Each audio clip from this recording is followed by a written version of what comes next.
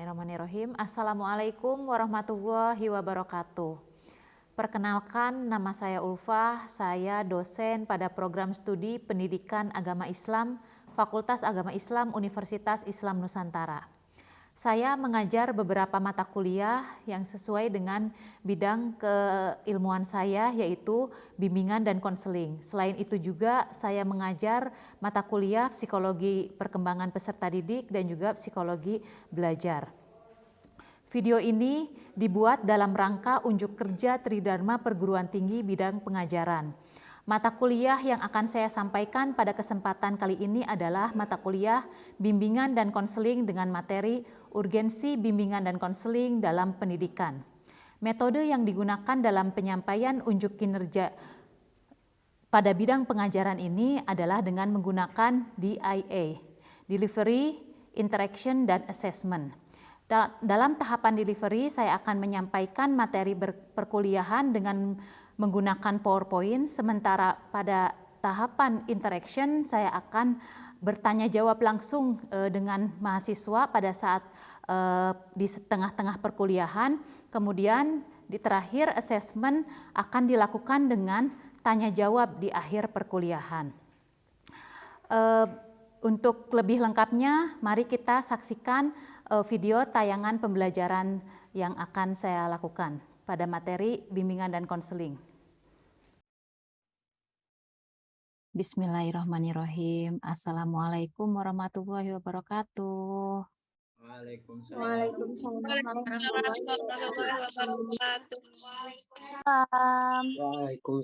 warahmatullahi wabarakatuh. Alhamdulillah. Apa kabar rekan-rekan mahasiswa semuanya? Alhamdulillah sehat luar biasa. Allahu Akbar. Alhamdulillah, pada pertemuan pagi hari ini Anda semua masih bersemangat ya gitu, dan insya Allah akan selalu semangat. Ya, puji syukur kita panjatkan kehadirat Allah Subhanahu wa Ta'ala pada hari ini, pada pagi hari ini kita masih bisa bertemu kembali walaupun masih dalam keadaan bertatap maya melalui ruang Zoom ini ya. Baik, rekan-rekan, apakah teman-teman semuanya sehat ya? Sehat ya, insya Allah. Apakah ada yang tidak hadir atau sedang sakit barangkali temannya? Hadir semuanya, Ibu. Alhamdulillah semuanya hadir. Insya Allah berarti semua dalam keadaan sehat dan insya Allah dalam keadaan yang berbahagia dimanapun kalian berada ya. Baik, pada pertemuan kali ini kita akan melanjutkan agenda perkuliahan kita tentang mata kuliah bimbingan dan konseling. Sebagaimana pada pertemuan pertama di minggu lalu, Ibu sudah menyampaikan RPS ya, rencana pembelajaran kepada Anda semua, barangkali sudah dipelajari ya, sudah dibaca. Hari ini kita menginjak pertemuan yang kedua, maka pada pertemuan kali ini Ibu akan membahas tentang kita akan masuk kepada materi urgensi bimbingan dan konseling. Nah, sebelum masuk kepada materi, Ibu terlebih dahulu akan share screen ya. Ibu izin share screen tentang materi kita pada pagi hari ini.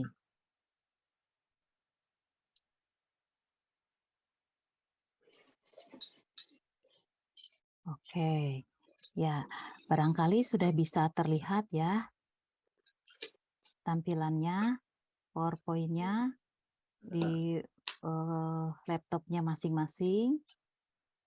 Bisa ya. Oke, kita mulai. Ya, mata kuliah ini adalah mata kuliah bimbingan dan konseling, di mana mata kuliah ini merupakan salah satu mata kuliah yang ada pada program studi kita, pada program studi pendidikan agama Islam. Nah, di mata kuliah bimbingan dan konseling ini, saya akan mendampingi Anda semua untuk memberikan pengetahuan tentang bagaimana pentingnya bimbingan dan konseling sebagai bagian integral dalam pendidikan kita. Nah, mata kuliah ini juga akan mengajak Anda semua sebagai mahasiswa untuk bisa berpikir kritis, kreatif dalam nanti menyusun bagaimana program bimbingan dan konseling yang sesuai dengan karakteristik siswa kita dan dapat mengintegrasikan nanti konsep-konsep yang ada dalam bimbingan dan konseling ini, strategi layanan bimbingan dan konseling dalam pembelajaran, ya. Gitu kira-kira. Nah, kemudian komponen penilaian pada mata kuliah ini yang perlu diperhatikan adalah nih 10-20% itu adalah terdiri dari kehadiran, tugas atau partisipasi keaktifan di kelas ya. 30% nanti dari ujian tengah semester dan ujian UAS ya, ujian akhir semester bobotnya sebanyak 40%. Jadi bobot yang tertinggi adalah ada di UAS. Kemudian nanti tugas-tugas yang harus dipenuhi dalam mata kuliah ini adalah berupa dua, ada tugas individu dan tugas kelompok. Tugas individu yang berkaitan dengan nanti Anda akan melakukan kajian mandiri tentang isu-isu pentingnya bimbingan dan konseling di dalam pendidikan, baik itu mengenai layanan maupun juga proses pemberian bantuan. Kemudian nanti ada ujian UTS dan juga ada ujian UAS, itu yang dilakukan secara individual. Kemudian nanti juga tugas yang kedua ada yang secara kelompok berupa laporan buku atau nanti makalah terkait dengan isu-isu bimbingan dan konseling yang sudah dirumuskan di dalam RPS yang minggu lalu sudah Ibu bagikan. Nanti kita bahas, kita bagi itu secara kelompok. Nah, lalu kemudian buku rujukan yang bisa digunakan dalam mata kuliah ini yaitu Anda bisa menggunakan psikologi kependidikan, bisa menggunakan dasar-dasar bimbingan dan konseling dari Prof. Juntika, strategi layanan bimbingan dan konseling dari Prof. Juntika, atau pengantar BK dari Prof. Juntika, atau di luar referensi ini selagi itu relevan dan memang dapat membantu mendukung terhadap materi-materi yang nanti menjadi fokus kajian Anda, silahkan dipergunakan. Oke, sampai situ barangkali Ibu mengingatkan tentang kontrak perkuliahan kita yang ada dalam RPS yang sudah Ibu bagikan pada minggu lalu. Nah, kemudian pada hari ini kita masuk kepada pertemuan kedua sesuai dengan RPS yang sudah Ibu bagikan, yaitu hari ini kita akan membahas tentang urgensi bimbingan dan konseling dalam pendidikan. Urgensi itu apa sih? Penting ya gitu. Jadi bagaimana sih pentingnya bimbingan dan konseling itu dalam pendidikan? Nah, sebelum lebih jauh Ibu membahas tentang bagaimana itu urgensi bimbingan dan konseling dalam pendidikan, terlebih dahulu Ibu ingin bertanya nih, pendidikan itu sendiri yang bisa Anda maknai dalam benak, yang terlintas dalam benak Anda itu apa tentang makna itu pendidikan? Saya Bu. Bu. Ya, Bu. baik. Saya Siapa? Ibu. Ada nih yang Ibu meraih Pina. Bu. Risa, Yanti, boleh Yanti Risa. Anggraini, Bu. Boleh Risa, yang kedua nanti Yanti. Oke, silakan Risa, pendidikan itu apa dalam benak Risa pendidikan itu? Sebelumnya maaf Bu, ini apa namanya pakai nama teman. Oh, coba. Jadi siapa ini tadi yang raise? Saya Rifki Bu. Oh, Alvina Bu. oke. Coba namanya diganti dulu pakai nama yang Ganti dulu, sesungguhnya Bu. ya. Oke. Bentar, ganti Alvina dulu. dulu Ibu. Ya, ganti dulu. Enggak Bu, tapi Rifki dulu Bu. Yanti dulu, Bu. Jadi siapa dulu sekarang Yanti? Oke, Yanti, Yanti Alvina Bu. dulu. Yanti dulu. Lu luar Oke. biasa. Ini sangat Menurut antusias sekali. Ya, Yanti, Kalau apa menurut menurut Yanti saya, pendidikan itu? pendidikan itu bimbingan yang dilakukan oleh seorang guru terhadap muridnya ataupun seorang dosen terhadap mahasiswanya. Seperti itu, Luar Bu, kurang lebih. biasa. Pendidikan itu bimbingan yang dilakukan oleh guru atau dosen kepada muridnya atau mahasiswanya. Oke, yang kedua tadi siapa? Rifki ya, kalau Alvina nggak salah. Ibu. Bu, Ya, tadi Rifki dulu, coba Rifki.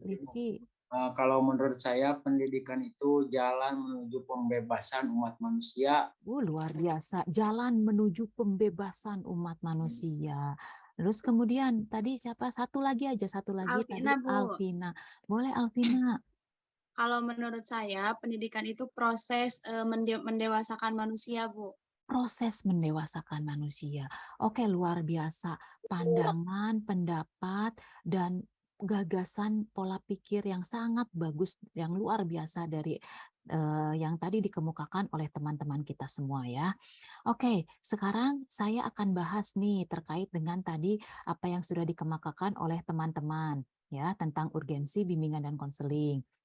Nah, sebelumnya kenapa kita membahas urgensi ya di pertemuan awal-awal ini kita perlu membahas dulu apa itu urgensi bimbingan dan konseling dalam pendidikan. Nah, karena tujuan dari materi ini adalah agar mahasiswa memahami tentang pendidikan dan tujuan pendidikan itu sendiri. Nah, ternyata tadi beberapa sudah ada ya gitu berpikir tentang apa itu makna pendidikan. Kemudian yang kedua nanti mahasiswa memahami tentang bimbingan dan konseling dan tujuan dari bimbingan dan konseling itu sendiri sehingga harapannya di akhir pertemuan ini nanti Anda semua sebagai mahasiswa akan memahami tentang bagaimana posisi bimbingan dan konseling dalam pendidikan. Oke, tadi sudah ada beberapa yang membahas, yang mengemukakan apa itu makna pendidikan itu sendiri. Oke, karena kita pada pagi hari ini yang akan kita bahas adalah urgensi bimbingan dan konseling dalam pendidikan, maka saya terlebih dahulu akan berangkat dari makna pendidikan. Makna pendidikan yang secara global, yang secara umum paling tidak bisa kita kutip ya sebagai suatu konsep yang bisa kita pahami bersama ya. Saya mengutip dari Undang-Undang Sistem Pendidikan Nasional kita, di mana undang-undang ini kan adalah dasar negara kita ya.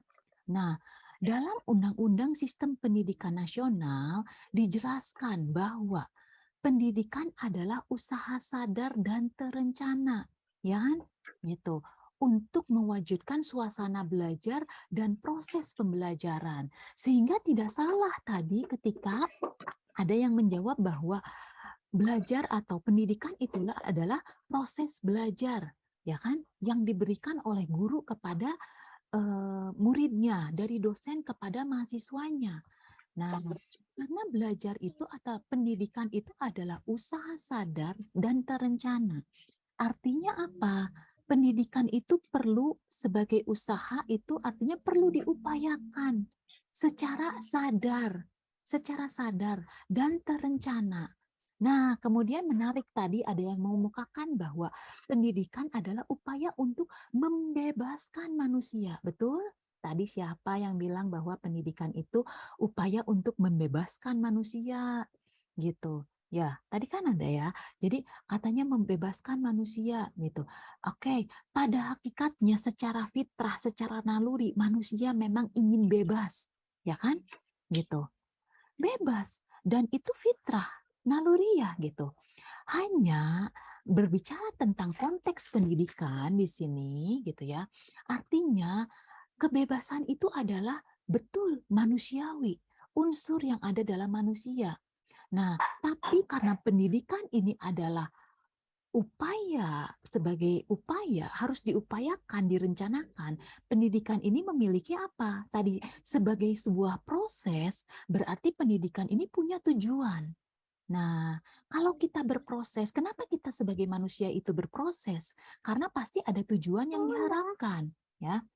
Jadi, proses pembelajaran agar peserta didik secara aktif mengembangkan potensi dirinya agar memiliki kekuatan spiritual, keagamaan, pengendalian diri, kepribadian, sehingga betul tadi ada juga yang berpendapat bahwa pendidikan itu adalah proses memanusiakan manusia. Nah, sehingga wajar tadi secara manusiawi kita juga dalam pendidikan perlu memperhatikan unsur-unsur kemanusiaan. Memanusiakan manusia itu adalah memperhatikan unsur-unsur nilai-nilai kemanusiaan, tapi tidak cukup sampai di situ, sampai ke sisi manusiawi, tapi karena kita punya tujuan yang sudah dirumuskan dalam pendidikan nasional kita, maka pendidikan tidak cukup hanya memanusiakan manusia secara manusiawi, tapi juga perlu normatif ya. Nah, karena apa? Karena tadi untuk membentuk Nah, untuk mencapai tujuan, kita sama-sama harus membentuk sebuah norma agar pendidikan itu bisa sampai kepada tujuan yang diharapkan. Yaitu tadi apa? Memiliki kekuatan spiritual keagamaan, pengendalian diri. Secara manusiawi kita ingin bebas, ingin. Dan itu wajar dan itu manusiawi. Tapi karena kita punya tujuan, kita harus bisa mengendalikan diri. Secara manusiawi kita punya rasa marah punya, rasa malas punya.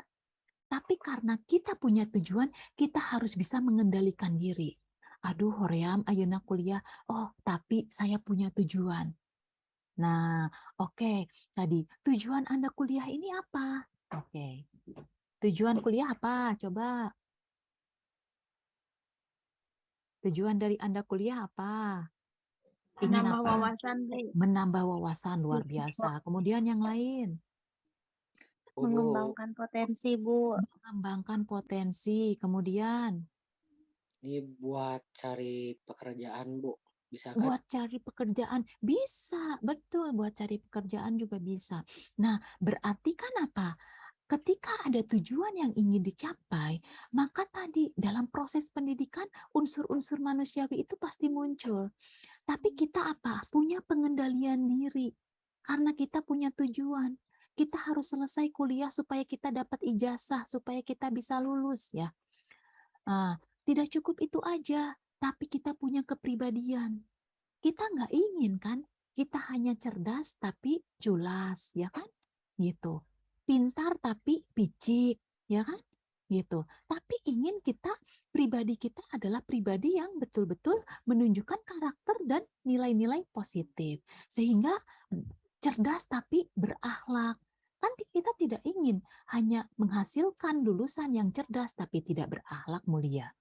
Karena harapan tujuan pendidikan adalah tadi cerdas, berakhlak mulia, memiliki keterampilan yang diperlukan oleh dirinya, bangsa dan masyarakat ya. Itu adalah artinya tadi adalah tujuan ya, punya tujuan sehingga kita perlu membuat sebuah norma ya agar bisa mencapai sebuah tujuan. Oke, lanjut. Kemudian itu tadi makna dari pendidikan. Kaitannya dengan bimbingan dan konseling itu sendiri apa? Kan gitu ya.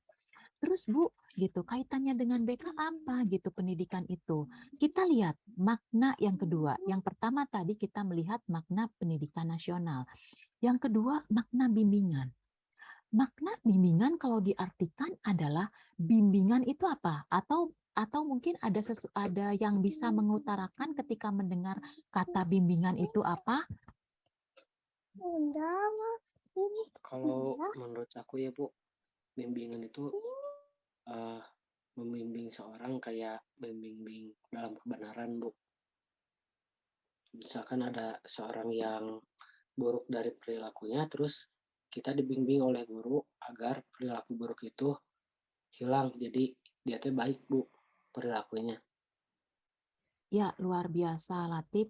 Jadi membimbing ya seseorang dari perilaku yang buruk menjadi perilaku yang baik. Oke, itu bisa ya. Jadi sudah bagus itu ya. Artinya kita punya gambaran proses bimbingan itu apa. Ya, bimbingan dapat diartikan sebagai proses interaksi antara guru BK ya yang ada di sekolah, karena kita berbicara dalam ranah pendidikan artinya guru BK. Karena konselor dan guru BK nanti terminologi yang berbeda ya. Kemudian juga guru BK sebagai individu ya, sebagai individu yang memberikan bantuan. Nanti guru bisa memberikan bantuan, layanan konseling kepada siswa, layanan bantuan kepada siswa dalam rangka apa? Membantu konseli atau peserta didik di sini ya siswa agar bisa mengembangkan potensi dirinya agar mereka dapat memecahkan permasalahannya yang dihadapinya seiring dengan mencapai proses dari tujuan pendidikan itu sendiri ya. Nah, sehingga tadi karena tujuan bimbingan itu adalah arahnya untuk mengembangkan potensi dan juga membantu siswa memiliki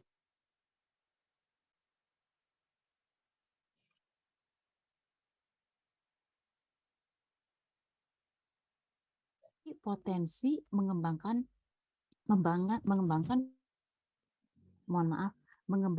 potensi dirinya maupun memecahkan masalah yang dimiliki oleh siswa di sekolah kita dalam hal mencapai tujuan pendidikan yang diharapkan tadi. Ada yang kuliah itu ingin seijazah, ingin bisa supaya bisa bekerja, ada yang ingin mendapatkan ilmu, kan gitu ya. Macam-macam artinya tujuan itu, ya. Artinya tujuan itu macam-macam selama dalam proses mencapai tujuan itu, artinya mungkin ada kendala-kendala hambatan-hambatan dari permasalahan-permasalahan itu yang perlu dibantu sehingga potensinya bisa berkembang. Nah, kemudian yang selanjutnya, sebentar, saya nggak bisa next.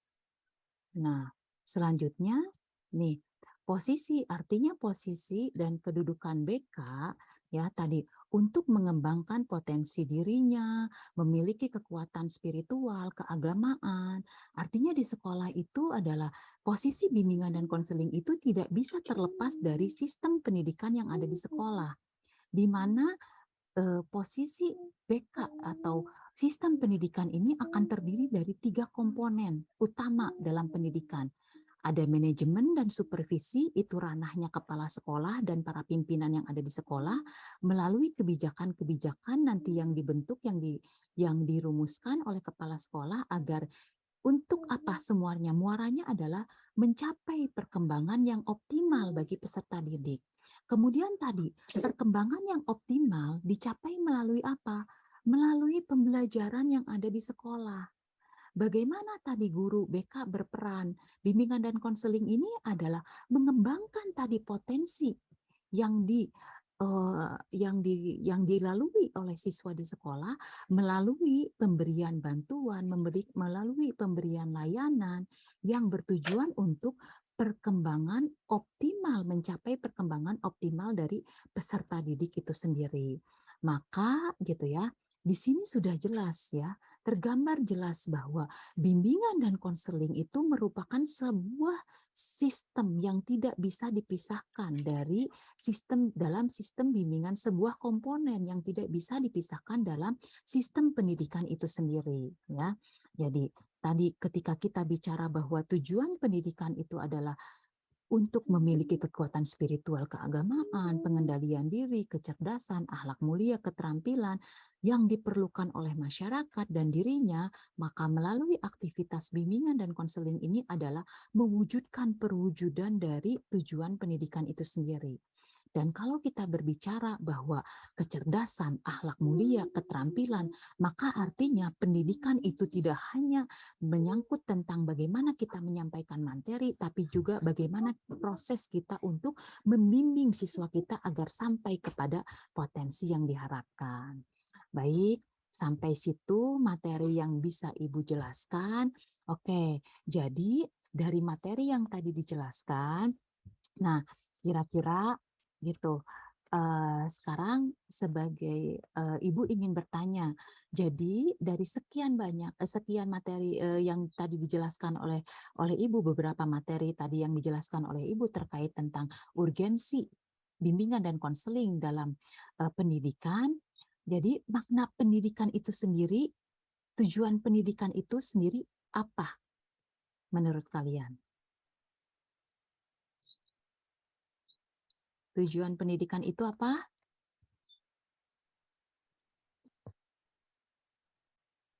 Proses mengembangkan potensi. Proses mengembangkan potensi. Oke. Jadi kemudian ya tadi Alvina ya, proses mengembangkan potensi. Nah, peran BK apa? Peran bimbingan dan konseling dalam pendidikan sehingga peran BK apa? Membantu mengembangkan potensi yang dimiliki oleh siswa, Bu, dan membantu permasalahan siswa selama di sekolah, Bu. Luar biasa. Tadi siapa? Cahya ya? Ya, Bu. Cahya luar biasa. Oke, jadi dari pertemuan ini, dari pokok bahasan ini, maka makna pendidikan adalah sebetulnya tadi tujuannya adalah mengembangkan potensi, ya. Kemudian kedudukan BK untuk apa? Membantu siswa agar bisa mengembangkan potensi. Nah, melalui yang kedua, prosesnya harus dilakukan secara apa tadi, sadar, terencana untuk mewujudkan proses pembelajaran agar peserta didik bisa secara aktif. Kemudian, bagaimana apa saja yang perlu dikembangkan, aspek apa saja yang perlu dibimbing kan gitu.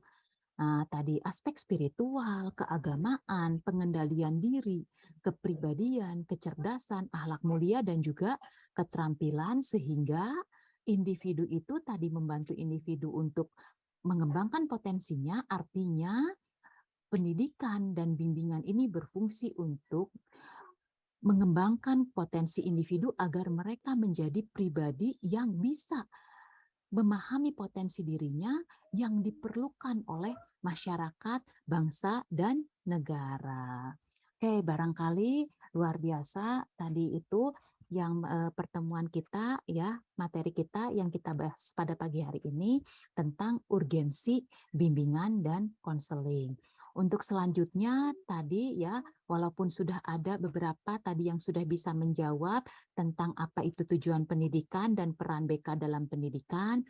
Nah, tugas pada pertemuan kali ini adalah nanti Anda semua membuat deskripsi singkat tentang makna pendidikan dan peran BK dalam pendidikan ya secara singkat dalam perspektif Anda sendiri.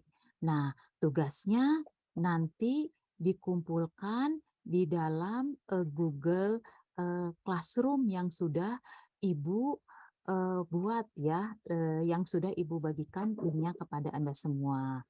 Baik, barangkali itu pertemuan kita pada pagi hari ini. Terima kasih banyak atas partisipasi Anda semua, kalian semua. Sebelum mengakhiri perkuliahan kita pada pagi hari ini, marilah kita tutup dengan bacaan hamdalah bersama-sama. Alhamdulillahirabbil alamin. Alhamdulillahirabbil alamin. Terima kasih semuanya. Ternyata Anda semua semangat pada pagi hari ini. Luar biasa semangatnya. Terus bersemangat ya sampai pertemuan-pertemuan besok. Mudah-mudahan semangatnya tidak pernah luntur sampai di akhir semester nanti. Ya, terima kasih banyak semuanya. Sampai bertemu di pertemuan minggu depan. Cukup Kasih sekian Bu. pertemuan. Terima Terima kasih, Ibu. kasih. Assalamualaikum warahmatullahi wabarakatuh. Waalaikumsalam warahmatullahi wabarakatuh. Demikian cuplikan video pembelajaran saya dalam rangka memenuhi unjuk kerja Tridharma Perguruan Tinggi bidang pengajaran. Sekian, terima kasih, semoga bermanfaat. Wassalamualaikum warahmatullahi wabarakatuh.